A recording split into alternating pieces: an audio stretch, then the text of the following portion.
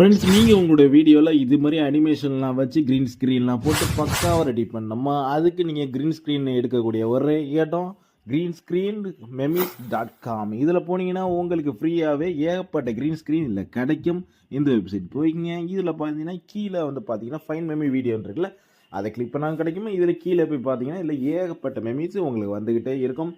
இது மட்டும் இல்லாமல் உங்களுக்கு இந்த சவுண்டு கூட முற்றிலும் ஃப்ரீயாக வேணுமா? ஃபன்னியான சவுண்டு எல்லாமே ஃப்ரீ வேணுமா?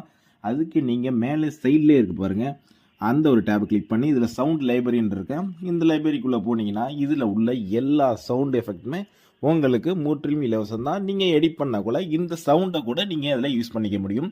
இப்போ உதாரணத்துக்கு ஒரு சவுண்டை உங்களுக்கு நான் ப்ளே பண்ணி காமிக்கிறேன் பாருங்கள்.